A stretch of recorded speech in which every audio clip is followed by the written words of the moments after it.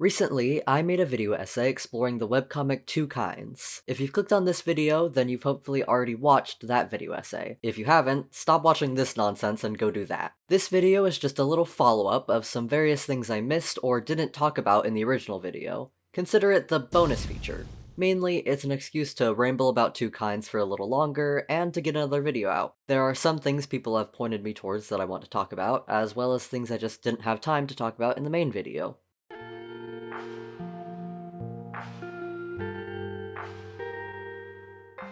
Tom's first webcomic project wasn't actually the Two Kinds we know now. The Half Kind, originally also titled Two Kinds, is a very short, unfinished comic still available online today, written not long before Two Kinds. This world is a little bit different, but it is the introduction of the concept of Kydron. Or Kydron, yes, I'm aware I mispronounced the word, but Kydron just sounds better to me. Our main character lives in a city populated by both humans and Kydron, though Kydron are still heavily segregated, and only slaves are allowed to live in the north side of the city. However, our unnamed main character is a hybrid who is getting ready to attend human school for the first time, planning to keep her hybrid identity a secret. A group of school kids hear about the mysterious new girl about to join their class and attempt to break into her house, I guess? Our second main character ends up seeing her naked, and returns home only to realize later she had a tail. There also seems to be a sci-fi component to the story, as his mate is shown to be an android. Tom posted this comic in 2011, with some extra context for what the story was going to be. The manor that this guy lives in sits between human and Kydron territory, where hybrids, or half-kinds, would eventually move in throughout the story. It may be just because it was what could have been, or because I like Tom's writing in general, but I'm kind of obsessed with the Half-Kinds premise. I mean, it definitely has the feel of a story about racism written by a 15-year-old, but that doesn't mean it didn't have a lot of potential. I'm just saying if someone wrote a fanfic or a fan comic expanding the story, I would read it in a heartbeat. And speaking of what could have been, Tom recently shared a sketch of Trace and Flora's original concepts. In this version of Two Kinds, Trace was a dragon rider, and Flora, originally named Kalia, was an aspiring mage. Thank God Tom decided to rename her Flora, we did not need another K name.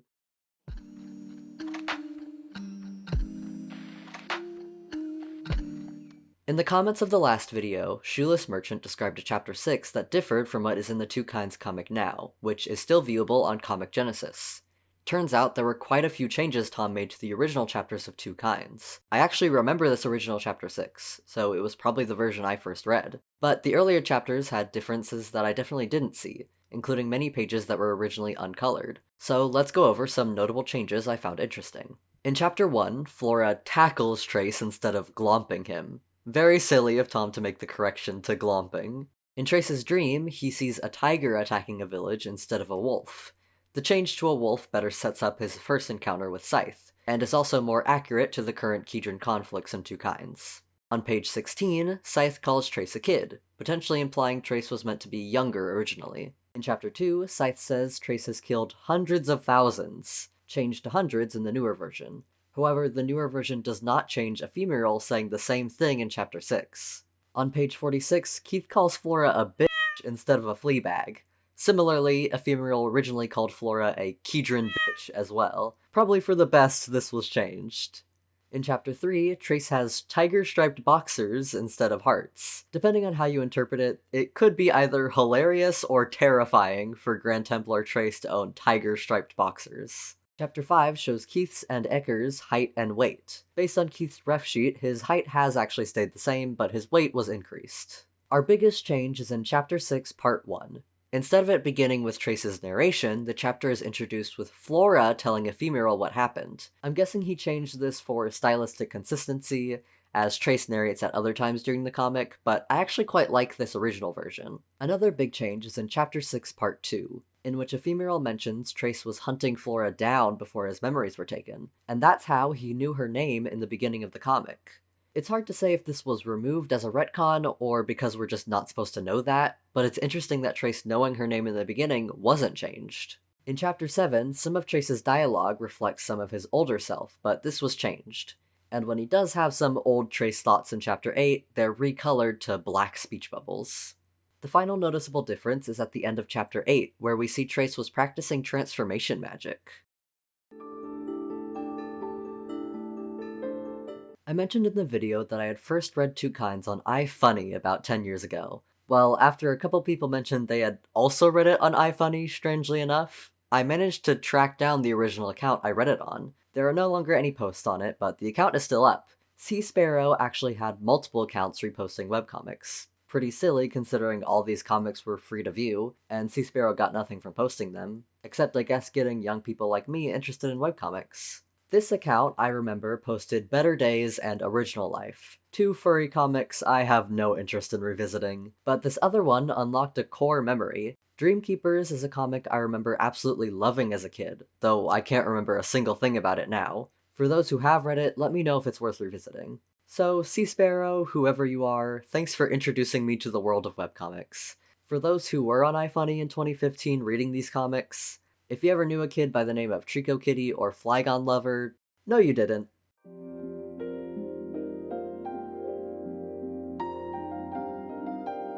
Thanks to the comments on my video, as well as the Two Kinds Reddit, I was informed of a couple things I missed in my exploration of queerness in Two Kinds. One big thing is a comment on an AMA thread Thomas supposedly posted, discussing his inspiration for Natani's character and original intentions. Unsurprisingly, Tom confirms he did not intend for Natani to be trans, and he thought he was clever for creating a character that identifies as a different gender, which is pretty funny. However, it sounds like it never really was the plan for Natani to eventually identify as a woman, at least not fully. Tom was interested in how living in a different role would change a character's perspective, even after that role may no longer serve them. Though if we go solely based on Tom's description of being forced into a role, then it would have made more sense for post-Link Natani to be right about him only pretending to be a boy because he had to. But as we know, young Nat corrects this, saying he also liked being seen as a boy. I think Tom still got to explore the questions he poses in this AMA, with just a slightly different framing. Yes, in some ways Natani was forced into his role as a man, and maybe if that didn't happen, he would have fully accepted being a woman. But from the very beginning, something within him resonated with this role. His experiences shaped him, yes, but as young Nat says, it all still came from him. Editing note: Tom recently posted this drawing to his Patreon, which I think helps prove my point. Here is Natani in a universe where he is never forced into a male role, yet there's still a hesitation to conform to a female role.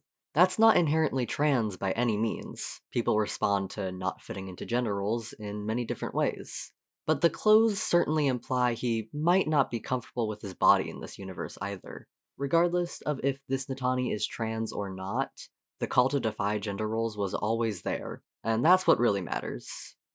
I'll link this AMA in the description. There's some interesting stuff in it, and it seems Tom still checks on it from time to time. Pretty funny how blunt some of his replies are, too. He even has some thoughts on what transitioning would look like for a modern-day Natani. If anyone here decides to ask anything, though, please do not mention me or my video. I have no interest in being known by Tom. Also on Reddit, someone confirmed my theory about Tom reworking some of Natani's character into a trans-friendly narrative starting in 2012 was probably correct. So that was cool to hear. One other little queer thing I wanted to note was something Spectre Crumbs 825 pointed out in the comics. On the sketch page where Natani wakes up before Keith and feels his, quote, early riser, there's a bonus panel where he says he's simultaneously repulsed, curious, and jealous. No notes, just love that.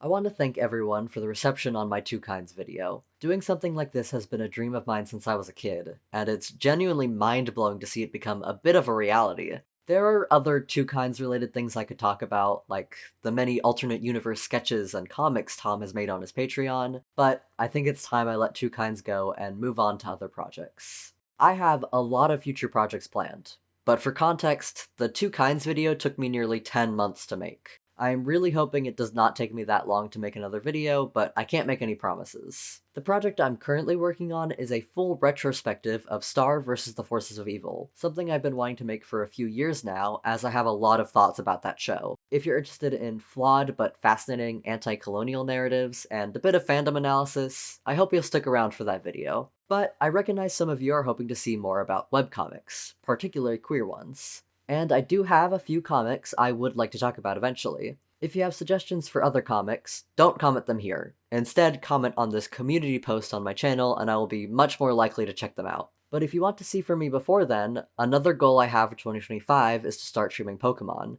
So if you like Pokemon Nuzlocke, feel free to follow my Twitch account. But okay, that's all for now, goodbye!